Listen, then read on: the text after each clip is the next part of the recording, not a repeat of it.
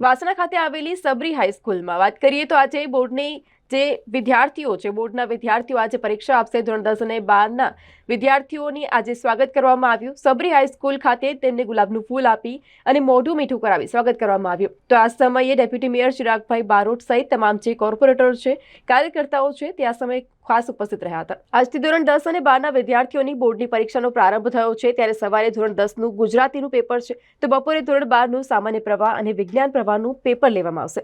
રાજ્યમાં ધોરણ 10 અને 12ની બોર્ડની પરીક્ષાનો પ્રારંભ થયો છે. 15 લાખથી વધુ વિદ્યાર્થીઓ બોર્ડની પરીક્ષા આપશે, જેમાં ધોરણ 10માં 9.17 લાખથી વધુ વિદ્યાર્થીઓ પરીક્ષા આપશે. તો સ્ટ્રોંગ રૂમથી બોર્ડના પેપર પૂરતી વ્યવસ્થાની વચ્ચે સેન્ટર ઉપર પહોંચાડવામાં આવશે.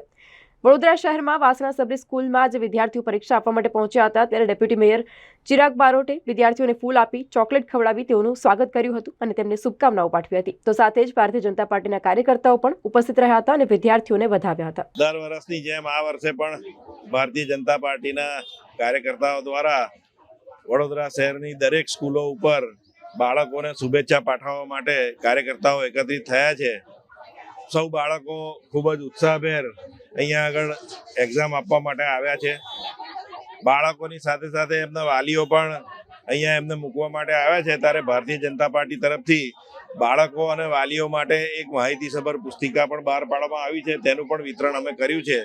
અને સૌ બાળકોને 10માની એક્ઝામ કે 12માની એક્ઝામ આપવાનું એક ટેન્શન હોય છે, પરંતુ અહીંયા આગળ જેમ કાર્યકર્તાઓ આવીને એમને ચોકલેટ અને ફૂલનું વિતરણ આપીને શુભેચ્છાઓ આપે છે, તો એનાથી એમની હિંમત વધતી હોય છે અને તેઓ એક્ઝામમાં સારું પરફોર્મન્સ કરી શકે એવી શુભેચ્છાઓ આપવા માટે વોર્ડ નંબર 11ના સૌ કાર્યકર્તા મિત્રો, અમારા સાથી કાઉન્સિલરો અને સંગઠનની team Sabari school Vasna road ખાતે આજે એકત્રિત થયા છે.